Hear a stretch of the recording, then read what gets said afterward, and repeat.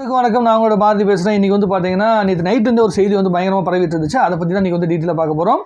ரஜினி சாரும் கமல் சாரும் இணைந்து ஒரு திரைப்படம் வந்து பண்ண போகிறதா வந்து ஒரு செய்தி வந்து பரப்பப்பட்டிருக்குது. அது வந்து கிட்டத்தட்ட அஃபிஷியலாக வந்து அனௌன்ஸ் பண்ண போகிறாங்க. ஆகஸ்ட் மாதம் 24, அதாவது ஞாயிற்றுக்கிழமை அதை பற்றிய உண்மையான செய்தி வந்து வெளியிட போகிறாங்க அப்படின்னு வந்து சொல்லியிருக்கிறாங்க. அதை வந்து யார் இயக்க போகிறாங்கன்னா லோகேஷ் கனகராஜ் தான் இயக்க போகிறார் அப்படின்னு சொல்லியிருக்காங்க. கோவிட் படம் இருக்குல்ல, கோவிட் படன்ற மாதிரி கோவிட் டைமில் வந்து படங்கள் எடுத்துகிட்டு இருக்க நேரத்தில் அப்போ வந்து ரஜினி சாரை வச்சு வந்து கமல் சார் வந்து ஒரு படம் ப்ரொடியூஸ் பண்ணுறதா இருந்துச்சு. அப்போ என்ன ஆயிடுச்சுன்னா அப்போ வந்து ஒரு ஐடியா வந்திருக்கு, ஏன் நம்ம 2 பேர் சேர்ந்து நடிக்கக்கூடாது. ஏற்கனவே வந்து பார்த்தீங்கன்னா லோகேஷ் கனகராஜ் அவர்கள் வந்து விக்ரம் படத்தில் கமல் சார் கூட வந்து இணைஞ்சு ஒரு நல்ல ஒரு நட்பு ரீதியாக நல்லா இருக்காப்புல. ஸோ அப்போ ரஜினி சார் கூடயும் வந்து பார்த்தீங்கன்னா கமல் சார் மூலமாக நட்பு கிடச்சி அது மூலியமாக வந்து பார்த்தீங்கன்னா 2 பேத்துக்குள்ள நல்ல ஒரு சிங்க் இருந்துச்சு. 3 பேத்துக்குமே ஒரு நல்ல மனநிலை வந்துருச்சு. அப்போ என்னென்னா இவங்க 2 பேர்த்தையும் ஹேண்டில் பண்ணுற ஒரு டேரக்டர் வந்து அவங்க 2 பேரும் தேடிட்டு இருக்காங்க. ஸோ பெரிய பெரிய டேரக்டர்லாம் பல பேர் இருந்தாலும் அவங்ககிட்ட கதை கேட்கும்போது இவங்க 2 பேரையும் சேர்த்து இணைச்சு ஒரு நல்ல கதையை வந்து அதை கொண்டு வந்து சேர்த்தலை. ஸோ லோகேஷ் கனகராஜ் கொடுத்த அந்த கேங்ஸ்டர் கதை, அதாவது ஓல்டு கேங்ஸ்டர் இருக்காங்கல்ல, ரிட்டையர் ஆக போகிற கேங்ஸ்டர் மாதிரி ஒரு பெரிய ஒரு ஸ்டோரி வந்து சொல்லியிருக்காங்க போல இருக்குது. இங்கிலீஷில் பார்த்தீங்கன்னா ஐரிஷ் மேன் ஒரு படம் இருக்குது. அந்த படம் மாதிரியான படமாக இது இருக்கும் அப்படிங்கிற மாதிரி சொல்லியிருக்கிறாங்க. ஸோ அந்த கதையை வந்து 2 பேருக்கும் பிடிச்சு போனோடனே சரி ரொம்ப வருஷமாக நம்மளும் வந்து இணைஞ்சு படம் நடிக்கணும் அப்படிங்கிற ஒரு ஐடியாவில் இருந்திருக்கும். அதுக்கான ஒரு சரியான இடமா சரியான நேரமாக இது இருக்கும் அப்படின்னு சொல்லி வந்து நம்பிட்டு இருக்காங்க. அதுக்கான நேரமாக இது இருக்குது அப்படிங்கிறது மாற்றுக்கருத்தே கிடையாது. ஏன்னா இவங்க 2 பேர்த்தையும் வந்து வச்சு படம் பண்ணி அந்த 2 திரைப்படமும் 400 கோடி கலெக்ஷன் வந்து தாண்டுது அப்படிங்கும்பொழுது கமல் சாரோட ப்ரொடக்ஷனில் ப்ளஸ் வந்து ரெட் ஜெயின் வந்து கூட சேர போகிறாங்க போல இருக்குது. அவங்க 2 பேர்த்தோடைய ப்ரொடக்ஷனில் வந்து இந்த படம் பண்ணும்போது இன்னும் பெரிய லெவலில் வந்து பார்த்தீங்கன்னா ரீச் ஆகும், இல்லை மாற்றுக்கருத்தே கிடையாது. கமல் சார் வந்து பார்த்தீங்கன்னா ஆல்ரெடி ரெட் ஜெயின் மூலமாகவும் திமுக கூடயும் ஒரு நல்ல ரேம்போவில் இருக்காரு. ஸோ அதனால் அவருடைய படங்கள் வந்து ரிலீஸ் ஆகல எந்த ஒரு பிரச்சனையும் இருக்காது. படம் வந்து ப்ரொடியூஸ் பண்ணுறதுக்கான ஃபண்டுக்கு எந்த ஒரு பிரச்சனையும் இருக்காது. அதனால் படம் எடுக்க முடிக்கிறது ரொம்ப ரொம்ப ஈஸி. அது ஒரு பக்கம். இன்னொரு விஷயம் என்னென்னா கமல் சாருக்கு ஒரு பெரிய ஹெல்ப் பண்ண மாதிரி வந்து ரஜினி சார் வந்து இருக்கும் அப்படின்னு, அதாவது நட்பு ரீதியாக பல வருஷமாக 2 பேர் தொடர்ந்து வராங்க அப்படிங்கும்போது ஒரு படம் வந்து அவர் பண்ணி கொடுக்குறாரு அப்படிங்கும்போது ஒரு நல்ல ஒரு இம்பேக்ட் இருக்கும் அப்படிங்கிற மாற்றுக்கருத்து கிடையாது. விஸ்வரூப படத்தப்பயே கமல் சாரோட படம் ரிலீஸ் ஆகலை அப்படின்னு சொல்லும்போது ரஜினி சார் சொன்னார், நீங்கள் ஒரு படம் டைரக்ஷன் பண்ணுங்க கமல், நான் வந்து ஒரு டைரக்ஷனில் வந்து ஃப்ரீயாக நடிச்சு கொடுக்குறேன் அப்படின்னு சொல்லி வந்து கமல் சார் ரஜினி சார் வந்து சொல்லியிருந்தாப்புல. ஸோ அதுக்கான ஒரு வாய்ப்பாக கூட இந்த படம் இருக்கும் அப்படிங்கிறத மாற்றுக்கருத்து கிடையாது. ஸோ இது நடக்குது அப்படின்னா இதுக்கான ஒரு காரணம் என்னன்னா நிறைய டிஸ்கஷன் பண்ணிட்டு இருந்தாங்க ட்விட்டரில். என்னன்னா லோகேஷ் கனகராஜ் அவர்களை வந்து ஏன் வந்து பண்ணணும், லோகேஷ் கனகராஜ் அவர்கள் வந்து பார்த்தீங்கன்னா இன்னும் பயங்கரமாக ஸ்க்ரீன் பிளே வந்து இன்னும் பண்படலை அப்படி இப்படின்னு நிறைய விஷயங்கள் கேட்டுட்டு இருக்காங்க. நான் ஒரு விஷயம் சொல்கிறேன்னா, ஒரு இயக்குனராக இருக்கட்டும், இல்லை வந்து பார்த்தீங்கன்னா ஒரு நடிகர்களாக இருக்கட்டும், அவங்க என்ன தெரியுமா முதல்ல யோசிப்பாங்க அப்படின்னா, நம்ம 2 பேரையும் ஹேண்டில் பண்ணணும். ஒரு பெரிய 2 பேர் ஸ்டார்ஸ் இருக்காங்கன்னா அவங்கள வந்து ஒரு சினிமாக்குள்ளே ஹேண்டில் பண்ணணும். அவங்களுக்கான ஸ்பேஸ் ஸ்க்ரீனில் கிடைக்கலையா, இல்லை அவங்க வந்து பார்த்தீங்கன்னா நம்ம ஒழுங்காக டீல் பண்ணுறோமா டீல் பண்ணல அப்படிங்கிற விஷயத்தை தாண்டி அவங்கள வந்து என்ன பண்ணணும்னா அந்த படத்துக்குள்ளே கொண்டு வந்து அவங்கள நடிக்க வச்சு அவங்களுக்கு சரியான ஸ்பேஸை கொடுத்து அதுக்கு பிறகு வந்து பார்த்திங்கன்னா அவங்க அந்த படத்தில் நடித்ததை பற்றி அவங்க பெருமைப்படுற மாதிரி ஒரு சூழ்நிலையை உருவாக்கி அதை வந்து அடுத்த படத்துக்கு கன்வெர்ட் பண்ணி கொண்டு போகணும். இப்போ ரஜினி சார் கமல் சார் ஏன் இத்தனை வருஷமாக இணைஞ்சு நடிக்காமல் இருக்காங்கன்னா அதுக்கு ஒரு காரணம் என்னென்னா, இவங்க 2 பேர்த்தையும் வச்சு படம் பண்ணும்போது அந்த படத்தில் வெறும் அந்த 2 பேருடைய பேர் மட்டுமே இருந்துச்சு அப்படிங்கிறதுனால அந்த இயக்குனர்கள் இருக்காங்கல்ல அவங்களுடைய பேருக்கு ஒரு பெரிய அழுத்தம் இல்லைன்னு வைங்களேன், கண்டிப்பாக அது பெரிய விமர்சனத்துக்கு உள்ளாயிடும். இப்போ லோகேஷ் கனகராஜ் அவர்களுடைய படத்துக்கு விமர்சனங்கள் வந்து அவர் மேலே வந்தாலும் சரி, அவருடைய கதைக்கு வந்தாலும் சரி, அதுக்கு எல்லா பிளேமும் வந்து பார்த்திங்கன்னா லோகேஷ் கனகராஜ் எடுத்துக்கிறாப்புல. அந்த ஒரு காரணம் தான் லோகேஷ் கனகராஜுக்கு நிறைய வாய்ப்புகள் பெரிய பெரிய ஆக்டர்கிட்டேருந்து வரத்துக்கு உண்டான காரணமே. தான் எடுக்கிற கதையில் வந்து நல்லது நடந்தாலும் சரி கெட்டது நடந்தாலும் சரி அதை முழு பிளேமும் அவர் வந்து எடுத்துக்கக்கூடிய சூழ்நிலை வந்துடுது. டேரக்டர் சரியில்லை, லோகேஷ் கனகராஜ் வந்து சரியில்லை, நீ ரிட்டையர் ஆகிட்டு போ லோகேஷ் கனகராஜ் அப்படிலாம் வந்து கமெண்ட் போடுற அளவுக்கு வந்து பார்த்திங்கன்னா அவர் மொத்த பிளேமும் அவர் மேலே வருது. அப்போ என்ன ஆயிருதுன்னா அந்த படத்துக்கு லோகேஷ் கனகராஜ் அப்படிங்கிற அந்த மனிதன் மேலே வந்து பெரிய வெளிச்சம் இருக்குது. அது வந்து ரஜினி சாருக்கும் கமல் சாருக்கும் ஒரு நம்பிக்கை கொடுத்துருக்கும் அப்படின்னு நான் நம்புகிறேன். அதே மாதிரி கூலி படத்தில் வந்து கிளைமேக்ஸில் வர அந்த 15 நிமிஷத்தில் வர அந்த ஃப்ளாஷ்பேக் சீக்வன்ஸில் ரஜினி சாருடைய அந்த விண்டேஜ் லுக்கு கிடைச்ச அந்த எக்ஸ்பெக்டேஷனாக இருக்கட்டும், அந்த வரவேற்பு அப்படிங்கிற விஷயத்தை பார்க்கும்போது அது வந்து ஏஐ டெக்னாலஜியில் வந்து டிஏஜிங் பண்ணி வந்து அது யூஸ் பண்ணால் கூட அது கரெக்டாக ஒரு பெரிய இம்பேக்ட் உருவாக்குது. அப்படிங்கும்போது கமல் சார் ஆல்ரெடி வந்து இப்போ தான் ஏஐயில் போய் வந்து ஒரு பெரிய கோர்ஸ் நான் படிச்சு வந்திருக்காப்புல. ஸோ இது இன்னும் பெரிய இம்பேக்ட் உருவாக்கும். நீங்கள் யோசிச்சு பாருங்கள், ஸ்க்ரீனில் வந்து விண்டேஜ் ரஜினி சாரையும் விண்டேஜ் கமல் சாரையும் டிஏஜிங்கில் பண்ணி கொண்டு வந்து அவங்க 2 பேர்த்துடைய அந்த கேங்ஸ்டர் வாழ்க்கையெல்லாம் காட்டினாங்கன்னா எப்படி இருக்கும் அப்படின்னு யோசிச்சு பாருங்கள். அது வந்து மிகப்பெரிய இம்பேக்டை உருவாக்கும்.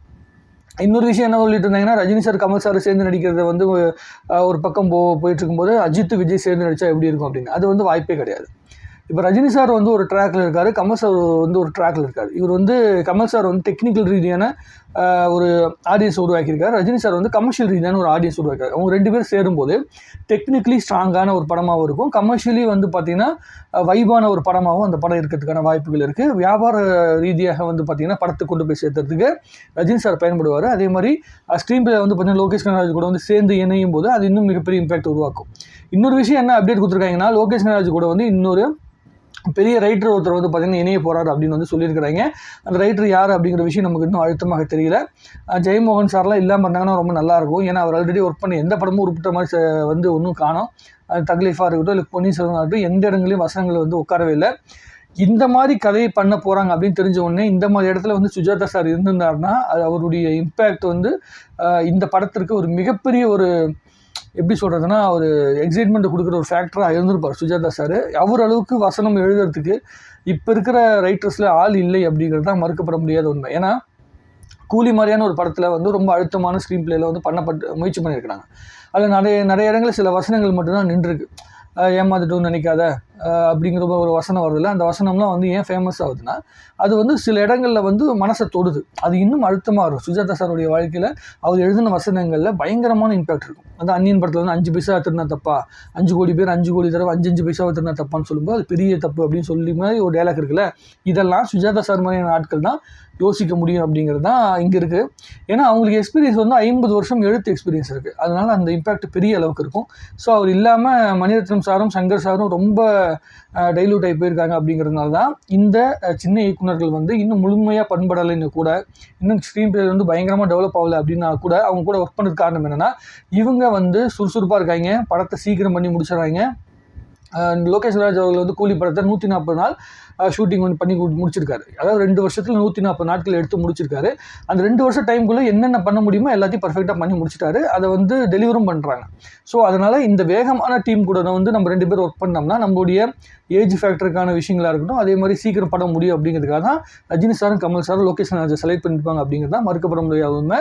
லோகேஷ் கனகராஜுடைய அந்த வேகம், அதே மாதிரி சொல்லப்பட்ட அந்த ப்ராஜெக்டை சரியான நேரத்தில் முடிச்சு கொடுக்குற அந்த தன்மை தான் அவருக்கு வந்து வாய்ப்பு கிடைக்கிறதுக்கான காரணம். சங்கர் சாரையோ மணிரத்னம் சார் கூட இப்போ சின்ன டீம் வச்சு யங் டீம் வச்சு பண்ணுறாப்புல. பட் ஆனால் அந்த பழைய பல்ஸ் இல்லை.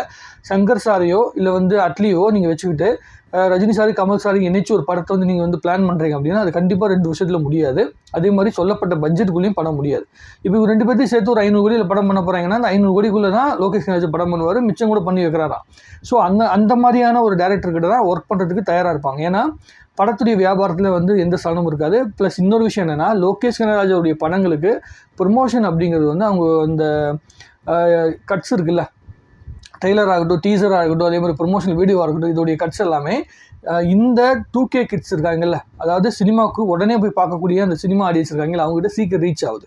இந்த ரீச் தான் ரொம்ப முக்கியமான விஷயம் அப்படிங்கிறது தான் ரஜினி சார் கமல் சார் உணர்ந்திருக்காங்க. அதனால இவருக்கு வாய்ப்பு கிடைச்சிருக்கும் அப்படின்னு நான் நம்புகிறேன்.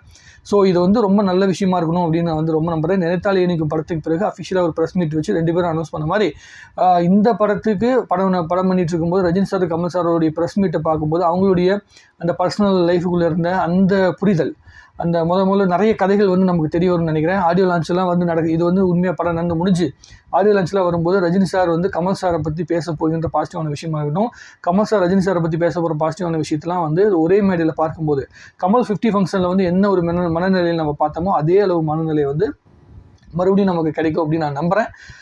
நடக்கணும் அப்படிங்கிற மிகப்பெரிய சந்தோஷத்தோடு நானும் காத்துட்ருக்கிறேன். எந்த ஒரு விஷயத்தையுமே நம்மளுடைய பார்வையிலேருந்து நம்ம பார்த்துட்டு இருந்தோம்னா அது வந்து ஒரு குறுகிய மனப்பான்மை அப்படின்னு நினைக்கிறேன்.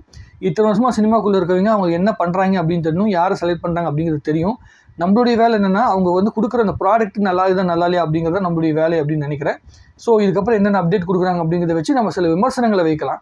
பட் ஆனால் இதை வந்து ஒரு நெகட்டிவ் பாயிண்ட் ஆஃப் வியூவில் வந்து பார்த்துட்டு இருக்கிறது சரியான விஷயமா இருக்கும் அப்படின்னு எனக்கு தோணலை. இன்னொரு விஷயம் என்னன்னா கைதி படத்தை விட்டுட்டு வந்து எதுக்கு இதை பண்ணணும், அதே மாதிரி அமீர் கான் படத்தை விட்டுட்டு ஏன் பண்ணணும் அப்படிங்கிற மாதிரி ஒரு கேள்விக்குறி வந்துருக்குது. அமீர் கான் படத்துக்கு கண்டிப்பாக 2 வருஷம் டைம் தேவைப்படும். அது வந்து ஒரு சூப்பர் ஹீரோ படம் அப்படிங்கிறனால. ஸோ இவர் என்னென்னா கைதி 2 படத்துக்கு வந்து நிறுத்திட்டு, அதே மாதிரி அமீர் கான் படத்தை நிறுத்திட்டு தான் இதை வந்து பண்ணுற மாதிரி ஒரு சூழ்நிலை வந்து உருவாகிக்கிறதா சொல்கிறாங்க. கைதி 2 திரைப்படத்துக்கு கார்த்தியோட கால் ஷீட்டும் அதே மாதிரி வந்து சூர்யாவுடைய கால் ஷீட்டும் இப்போ வந்து ரொம்ப டைட்டாக இருக்குது. லோகேஷ் கனகராஜ் அவர்களுக்கு ஏற்கனவே சம்பளம் இன்க்ரீஸ் ஆகிடுச்சு. இப்போ வந்து இந்த திரைப்படம் பண்ணும்போது அவருடைய சம்பளம் இன்னும் டபுள் மடங்கு ஆகும். ஸோ அதனால் அந்த படத்தை தான் அவங்க செலக்ட் பண்ணுவாங்க. ஏன்னா காற்றுள்ள போதே தூற்றிக்கொள்ள வேண்டியது தான் கண்டிப்பாக சினிமாக்குள்ளே நடக்கணும். நம்ம வந்து சினிமாக்குள்ளே வந்து எத்திக்கலாக பேசிகிட்டு இருந்தால் யூஸே கிடையாது.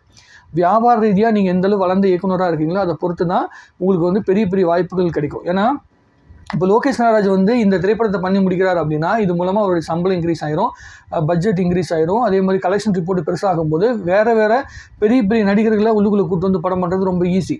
கைதி 2 திரைப்படம் வந்து அவருடைய இப்போ தான் 35 பக்கம் எழுதியிருக்கேன் அப்படின்னு வந்து அவர் சொல்லியிருக்கிறாப்புல. ஸோ அவரோட மொத்த ஸ்கிரிப்ட் முடிச்சிட்டார் அப்படிங்கிற பட்சத்தில் அவர் வந்து கைதி படத்தை ரொம்ப சிம்பிளாக முடிச்சிடுவார். எனக்கு தெரிஞ்சு 3 மாதத்தில் மேக்ஸிமம் ஒரு 4 மாதத்தில் படத்தை முடிச்சு கொடுத்துருவாப்புல. அப்படி ஒரு சூழ்நிலை வந்துச்சுன்னா அது என்ன நடக்குது அப்படிங்கிறத பொறுத்து வந்து பார்ப்போம். கண்டிப்பாக இந்த முடிவு வந்து லோகேஷ் கனகராஜோடைய லைஃப்பில் ரொம்ப பெரிய ஒரு இம்பேக்டை உருவாக்கும் அப்படின்னு நான் நம்புகிறேன். உங்களுக்கு தோன்ற விஷயத்தை தாராளமாக கமெண்ட்ல எழுதுங்க. இன்னும் நிறைய பேசுவோம். வாழ்க தமிழ்நாடு, வளர்க தமிழ் சினிமா. 46 வருஷத்துக்கு பிறகு 2 இமயங்கள் இணைகிறத பார்க்குற என்ன ஒரு பெரிய ஒரு வாய்ப்பு வந்து இந்த ஜென்ரேஷனில் இருக்கிற நமக்கு கிடச்சிருக்கிறது ரொம்ப ரொம்ப சந்தோஷமான விஷயம் அப்படின்னு நான் கருதுகிறேன். விஜய் சாரோட ரசிகர்களுக்கும் அஜித் சாரோட ரசிகர்களுக்கும் இந்த மாதிரி வாய்ப்பு வந்து மறுபடியும் வாழ்க்கையில் கிடைக்கவே கிடைக்காது அப்படிங்கிறது நமக்கு தெரியும். அதுக்குண்டான காரணம் என்னங்கிறது அவங்களுடைய பாயிண்ட் ஆஃப் வியூ, உங்களுடைய பாயிண்ட் ஆஃப் வியூக்கே நான் விட்டுறேன். சரியா? மறுபடியும் அடுத்த வீடியோவில் சந்திப்போம். நன்றி.